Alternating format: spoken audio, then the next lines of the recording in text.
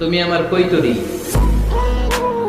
তুমি আমার টুনটুনি, তুমি আমার ময়না পাখি, তুমি আমার সোনা পাখি। ওই যে কয় কলিজা, তার মানে প্র্যাকটিস চলে বাসায়।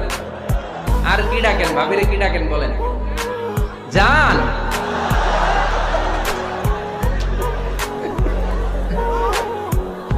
জান ডাকেন। আর ভাবি কি ডাকে আপনাদেরকে? বাবু। আর কি ডাকে? হ্যাঁ, বেবি।